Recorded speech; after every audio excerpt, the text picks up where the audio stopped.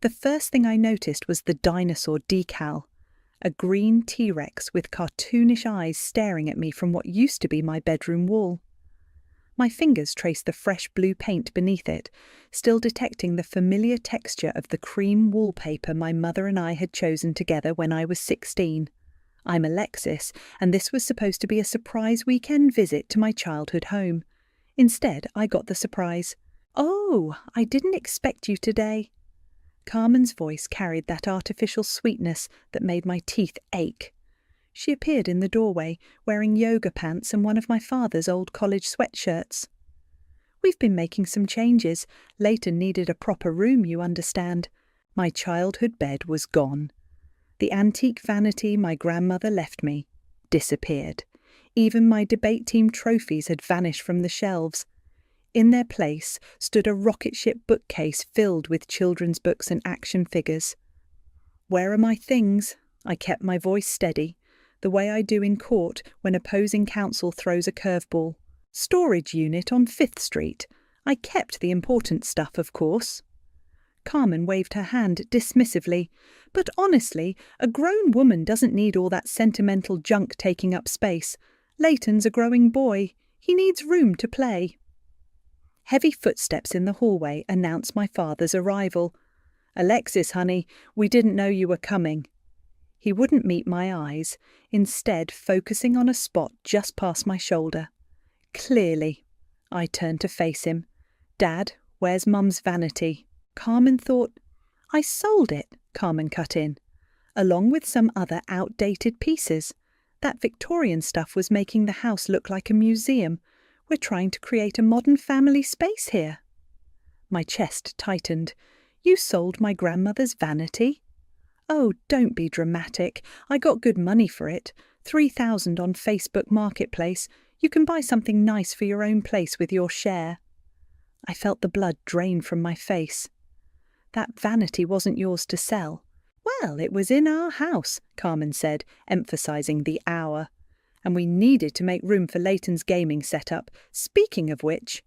She turned to my father. "Carson, honey, can you help me move that old dresser out of here tomorrow? The one with all the scratches?" My mother's dresser, the one where she kept her jewellery, her letters, her memories. "Dad?" I waited for him to speak up, to say something, anything. He shuffled his feet. "Maybe we should discuss this over coffee. Carmen makes an excellent..." "No." I cut him off, my voice ice cold. "I don't want coffee." "Alexis?" Carmen stepped closer, placing her hand on my arm. I resisted the urge to shake it off. "I know change is hard, but you have to understand. This is our home now. You're always welcome to visit, but..." "But what?" "But you need to accept that things are different now. Your mother's been gone for 3 years. Life moves on." Behind her, my father nodded weakly, like a puppet on loose strings. I looked around the room one last time. The walls that once held my concert posters now displayed cartoon dinosaurs. The corner where I'd spent countless nights studying was occupied by a child's desk covered in crayon marks. Every trace of my childhood, of my mother, had been erased. "You're right," I said finally, surprising them both with my calm tone. "Things are different now." I walked out without another word, ignoring Carmen's satisfied smile and my father's attempt to call me back. In my car, I sat for a moment staring at the house, my mother's house. She'd known this might happen. That's why she'd made me promise to read the will carefully, to understand every clause, especially the one about what would happen if my father remarried.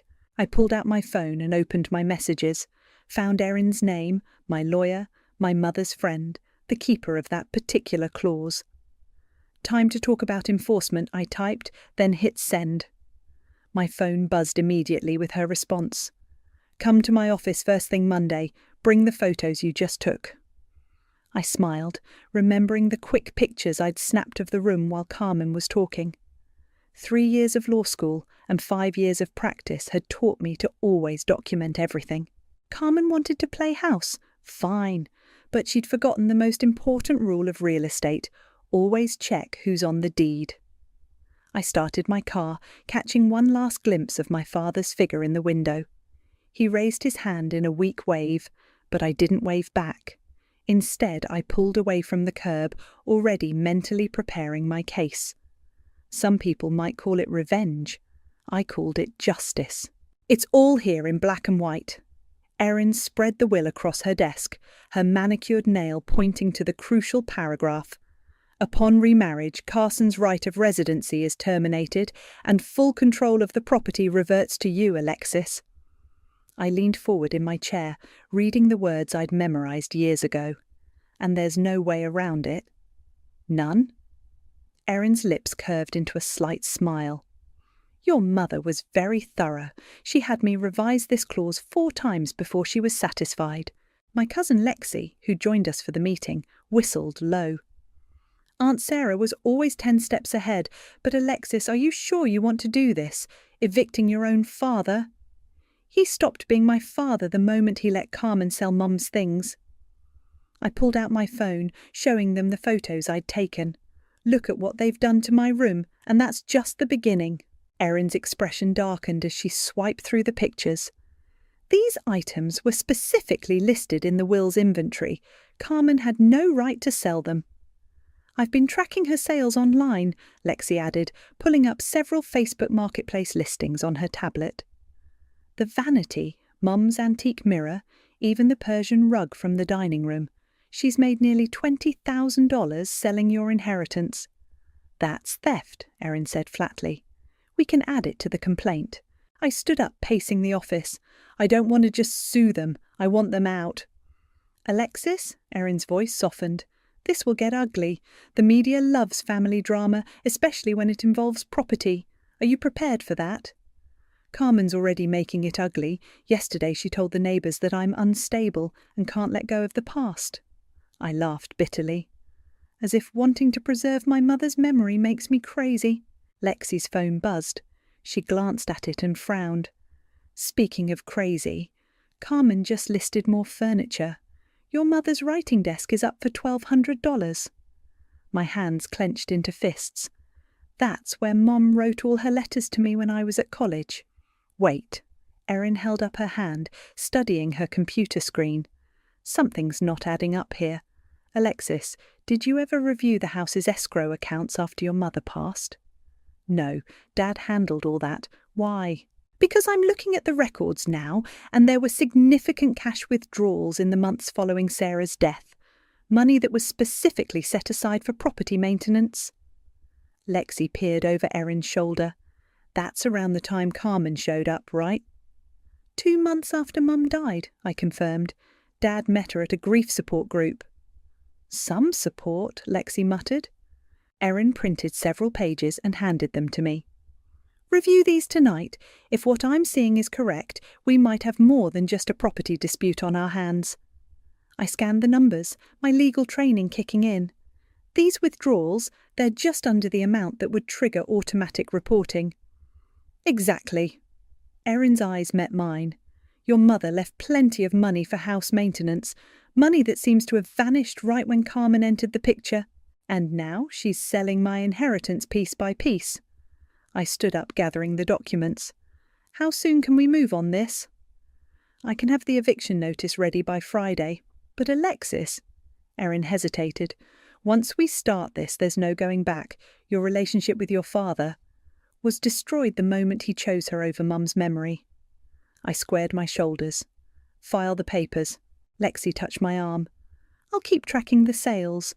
And I've got a friend at the county recorder's office who can pull any property documents Carmen might have filed. Good. I checked my watch. I should go. I have court at 2. As I reached the door, Erin called out, Alexis, your mother once told me something about that house. She said it wasn't just walls and furniture. It was proof that a woman could build something lasting, something that couldn't be taken away. I felt tears prick at my eyes, but blinked them back. Then let's make sure she was right. Walking to my car, I noticed a text from Carmen. Leighton loves his new room. Hope you understand it's for the best. Family dinner on Sunday. Family dinner.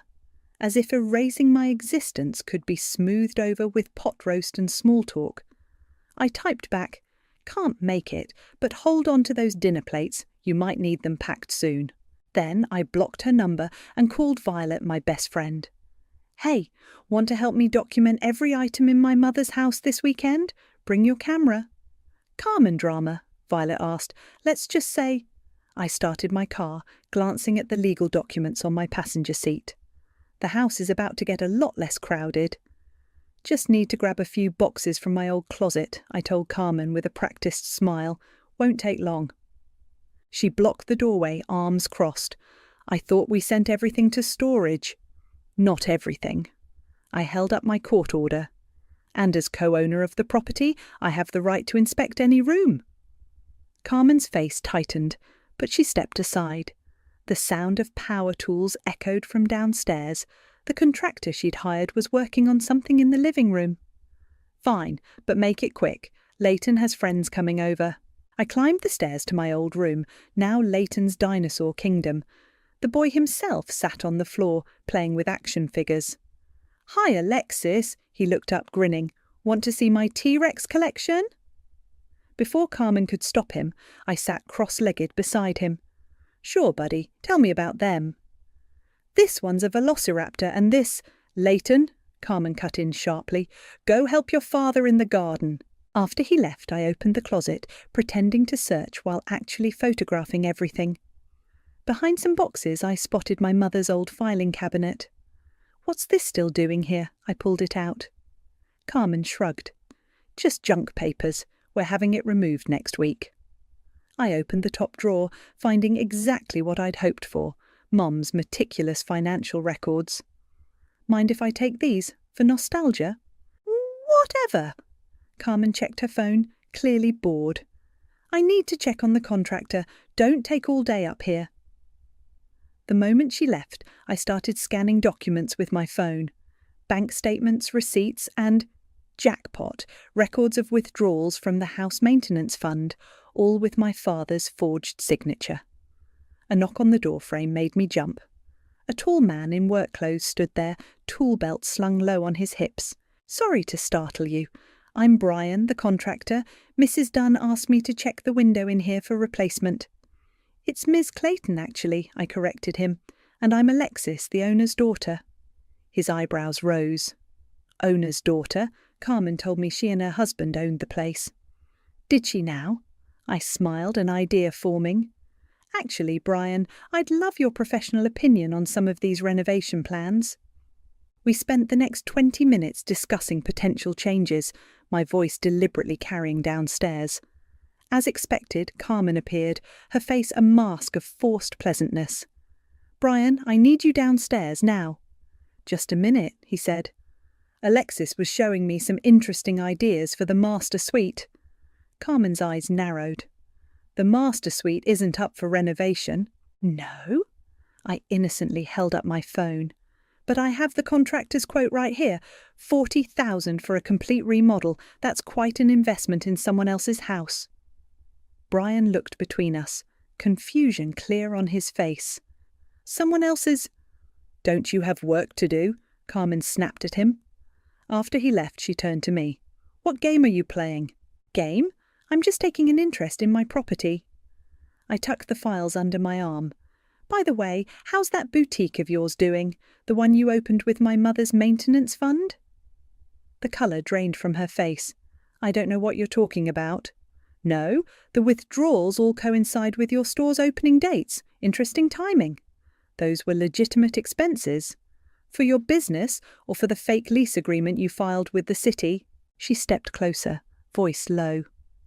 "Listen carefully. Your father and I have lived here for 3 years. We've established residency. If you try anything, we'll claim squatters' rights." I laughed. "Is that what your lawyer told you? The same one who helped you forge Dad's signature on that lease?" "You can't prove anything. Want to bet?" I headed for the stairs, then paused. "Oh, and Carmen, those dinosaur decals? They'll leave marks when you peel them off. You might want to start soon. You entitled little—" "Careful," I warned. "Threats could affect your future housing applications. You'll need a clean record for your next rental." Downstairs, I found Brian measuring a doorframe. "Hey," I said quietly. "How'd you like to make some extra money documenting everything you've seen here?" He glanced toward Carmen's voice upstairs. Including the unauthorized modifications? Especially those. He pulled out his phone. I've got photos of all the work orders, some with different signatures on them. I handed him my card. Call me tomorrow, and Brian, if Carmen asks, we were just flirting. Outside I called Erin. Remember that fake lease we suspected? Just found proof, and wait until you see what else was in Mum's filing cabinet. Good, she replied, because Carmen just tried to file for adverse possession. She really doesn't know who she's dealing with, does she? No, I said, watching Carmen's silhouette pace behind my old bedroom window, but she's about to find out. Mum, you need to eat something. I pushed the bowl of soup closer to her hospital bed. It was 3 years ago, but the memory feels like yesterday. In a minute, sweetheart. She was focused on the papers spread across her lap, her once steady hands now trembling as she marked sections with a highlighter. Erin's bringing the final draft of the will today. We need to make sure everything's perfect. The house will still be there next week. I tried to sound optimistic, even though we both knew better. She looked up, her eyes sharp despite the illness that was consuming her. Alexis, listen to me. Your father, he's a good man, but he's weak, always has been. When I'm gone... Mum, please! When I'm gone, she continued firmly, he'll look for someone to lean on, and that someone might not have your best interests at heart. I remember how the autumn sunlight streamed through the window, casting long shadows across her hospital bed, how the morphine drip kept steady time with the beeping monitors.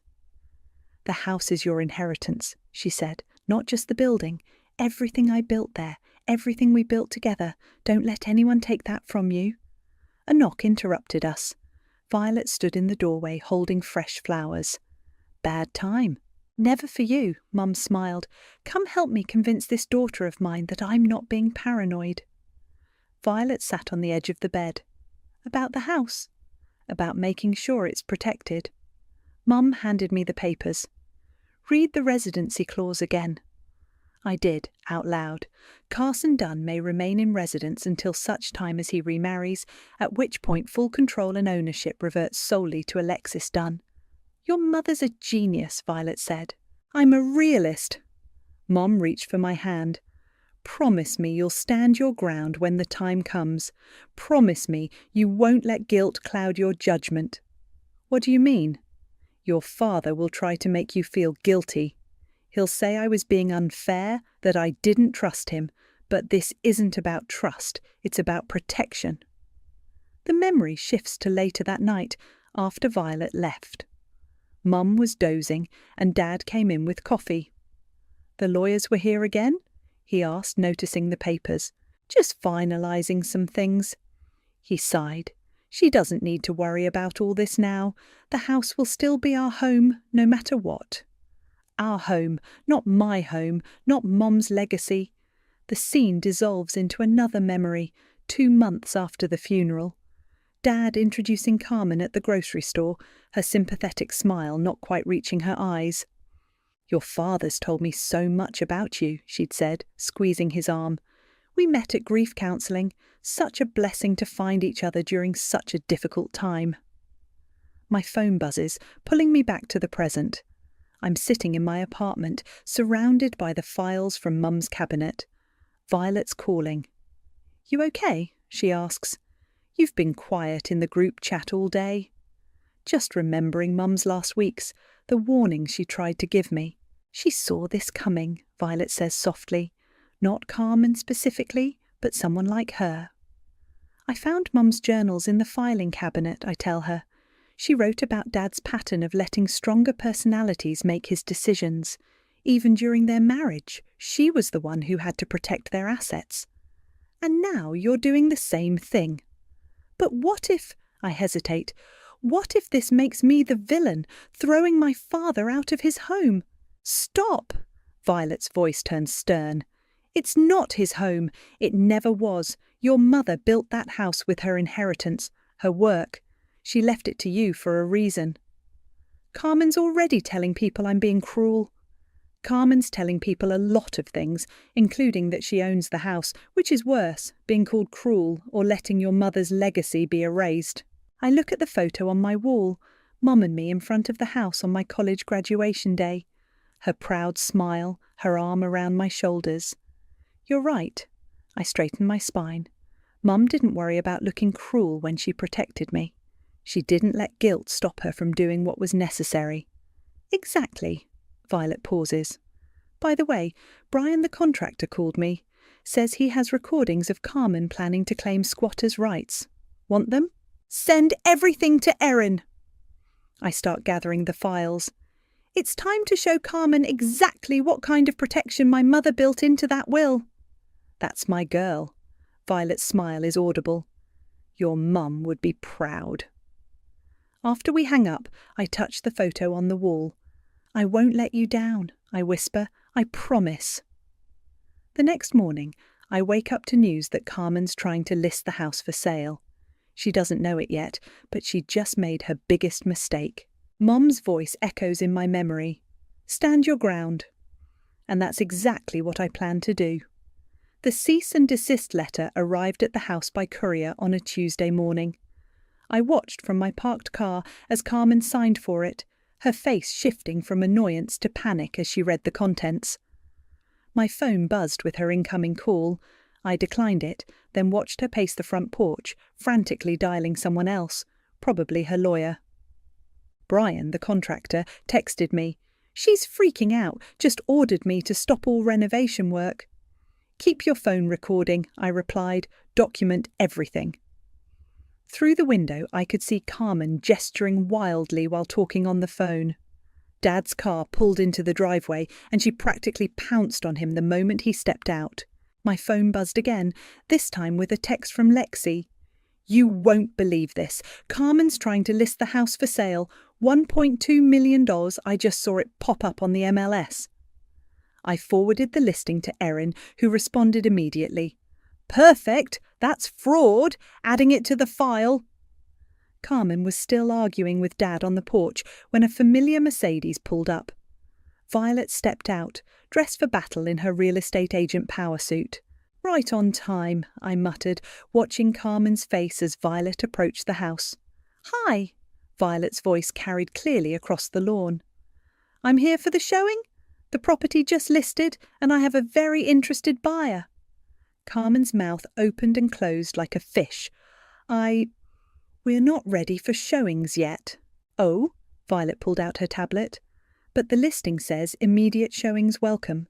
My client is very interested in the original hardwood floors and period details. Mind if we take a look? We need to reschedule, Dad started, but Carmen cut him off. Of course we can show it. Her voice was too bright, too brittle. Just give us an hour to tidy up. Perfect. Violet smiled sweetly. I'll be back at 11.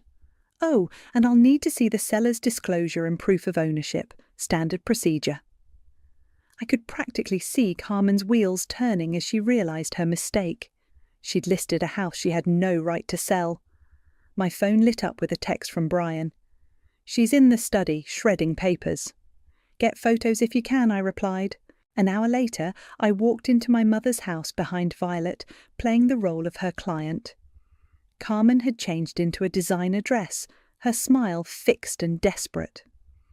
The original owners took such care with the historic details, she was saying, leading us through the foyer. My husband and I have maintained everything exactly as it was. Except for the antique vanity you sold last week, I asked innocently. And the Persian rug? And my mother's writing desk? Carmen's smile cracked. Alexis, I didn't realise you were the potential buyer. Oh, I'm not buying. I handed her an envelope. But I am serving you with court papers, fraud, theft and illegal sale of inherited property, plus attempting to sell a house you don't own. This is our house.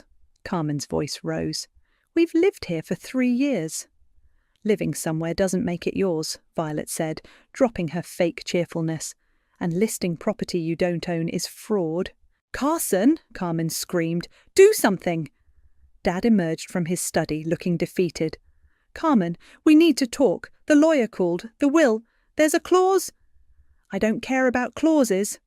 She turned to me, tears starting. "You can't do this. We're family."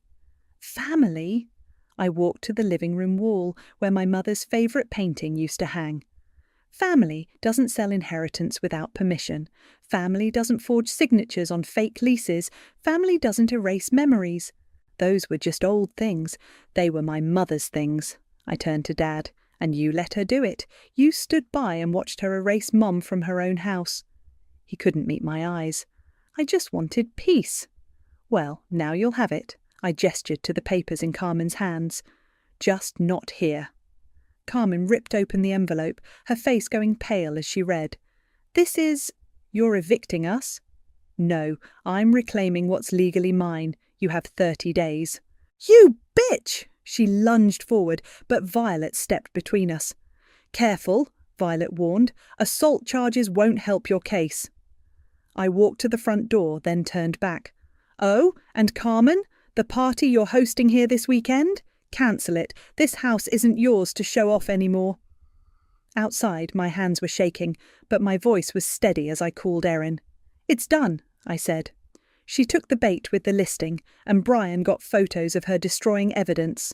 "Perfect," Erin replied. "The judge will love that. Ready for the next phase?" I looked up at my mother's house, my house, and smiled. "Absolutely ready." Behind me, I could hear Carmen's hysterical voice through the open window. "She can't do this to us, but I could, and I would, for Mom." The mediation room felt too small for the amount of tension it contained. Carmen sat across the table, her lawyer whispering urgently in her ear. Dad slumped beside them, looking older than I'd ever seen him. "Let's review the facts," the mediator began. "The property in question was left to Alexis, with a conditional residency clause for her father that terminated upon his remarriage. Is this correct?" "Yes," Erin confirmed, spreading out documents. "We also have evidence of unauthorised sale of inherited items, financial misconduct, and attempted property fraud." Carmen's lawyer leaned forward. "My client was acting under the assumption—" "Your client filed a fake lease agreement," Erin cut in, sliding over more papers. "With a forged signature. Would you like to explain that?" "I never forged anything," Carmen's voice cracked. "Carson signed it." Dad's head snapped up. "What? I never signed a lease." "The handwriting analysis confirms that," Erin said smoothly, "along with the forged signatures on bank withdrawals totalling over $50,000. The mediator frowned. "These are serious allegations." "I have proof." I nodded to Erin, who produced Brian's documentation. The contractor recorded everything, including Mrs. Clayton's plans to claim squatters' rights and sell property she didn't own. Carmen's lawyer whispered something to her again, but she shoved him away. "This is ridiculous. We made that house a home." "By selling my mother's belongings?" I kept my voice level. "By erasing every trace of her?" "She was dead!" Carmen slammed her hand on the table. "Dead people don't need things." The room fell silent. Even her lawyer looked shocked. "No," I said quietly, "but their daughters do." Dad finally spoke, his voice rough. "Carmen, did you really forge my signature?" "I did it for us." She grabbed his arm. "To build our future. That house was wasted on her memory." "That's enough." The mediator interrupted. "Given the evidence, I recommend you accept the 30-day eviction notice. Fighting this will only lead to criminal charges." Carmen's lawyer nodded. "He's right. Take the deal." "Deal?" Carmen laughed hysterically. "She's throwing us out. Where will we go? What about Leighton?" "You should have thought about that before you started selling stolen property," Erin replied. Dad turned to me, eyes pleading. "Alexis, honey, can we talk, privately?" I hesitated, then nodded. We stepped into the hallway, leaving Carmen's increasingly loud protest behind. "I'm sorry," he said immediately. "I should have stopped her. After your mother died, I couldn't handle anything. Carmen seemed so capable." "Capable of theft?" He flinched. "I didn't know about the forgeries or the sales, I swear." "But you knew she was erasing, Mum. You watched her do it." "I was weak." His shoulders sagged. Your mother always said that about me, that I let stronger personalities make my decisions. A memory flashed, Mom in her hospital bed warning me about exactly this. Dad, read the will sometime, I said. Really read it. Mum knew this would happen. She tried to protect both of us. From what? From people who take advantage of your grief, and from you letting them. Back in the mediation room, Carmen was having a full meltdown. "This is all your fault," she screamed at me. "You spoiled, entitled—" "Mrs. Clayton," the mediator warned, "control yourself." "You want control?" Carmen grabbed her purse. "Fine, here's control." She pulled out her phone, jabbing at it frantically. "I just transferred the money from our joint account. Good luck paying rent without it." Dad went pale. "What?" "Oh, now you care," she laughed. "I've been managing your money for 3 years. Everything's in my name." Erin smiled thinly. "Actually, that's perfect. Financial abuse and admitted theft, all on record. Shall we add that to the criminal complaints?" Carmen's lawyer dropped his head into his hands.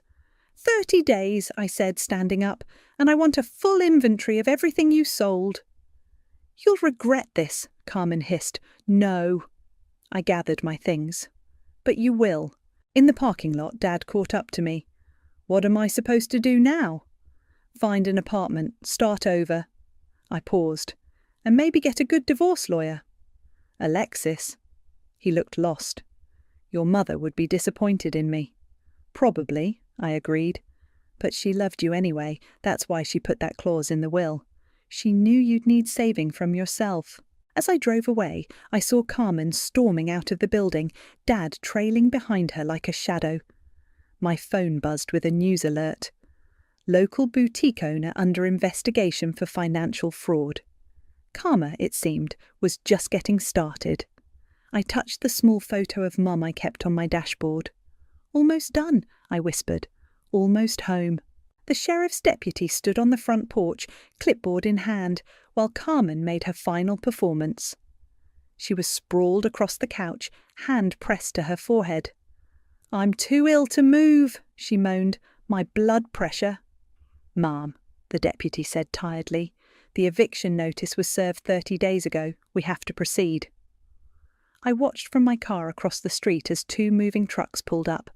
Violet sat beside me, squeezing my hand. "You don't have to watch this," she said softly. "Yes, I do." Dad emerged from the house carrying boxes, his movements mechanical. Behind him, Leighton dragged his feet, clutching a dinosaur toy.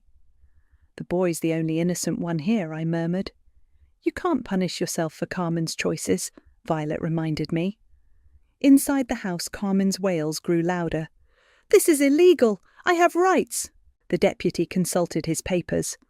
"According to the court order, you have no legal right to this property. Please collect your belongings and vacate the premises." I stepped out of the car as Carmen was finally escorted outside. She spotted me and lunged forward, but the deputy caught her arm. "You vindictive bitch!" she screamed. "You're just like your mother, cold, controlling. Don't!"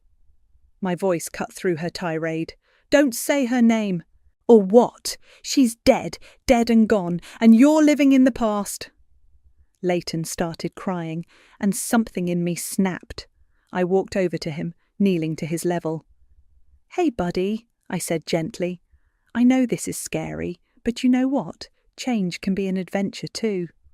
Carmen tried to pull him away, but he resisted. "Will I still have dinosaurs in the new house?" "Tell you what." I reached into my bag and pulled out a small gift-wrapped package. "This is for you. Open it later, okay?" Carmen snatched it from his hands. "We don't need your charity." "It's not charity," I said, standing. "It's his inheritance, the only one you didn't sell."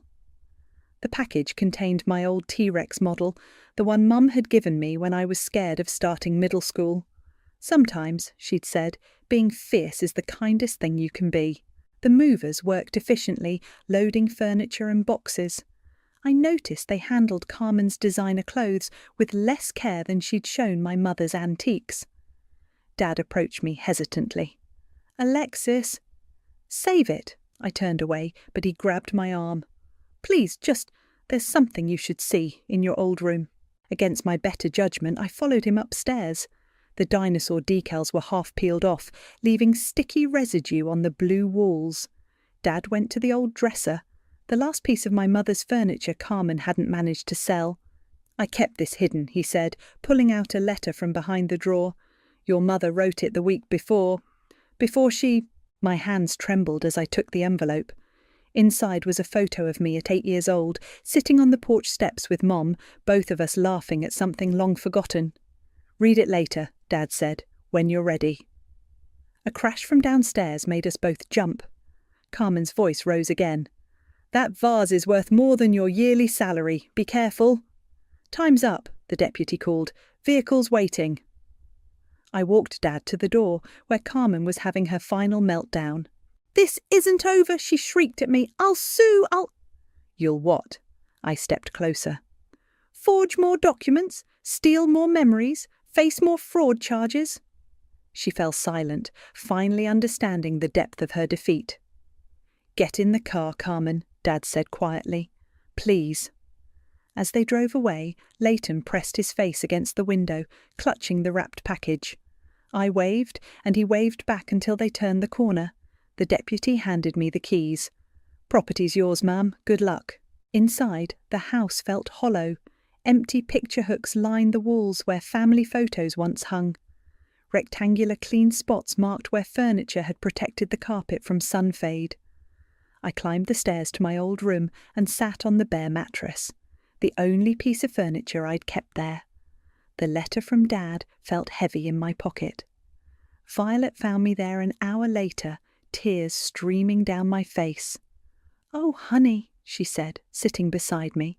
"Mom knew," I whispered, showing her the letter.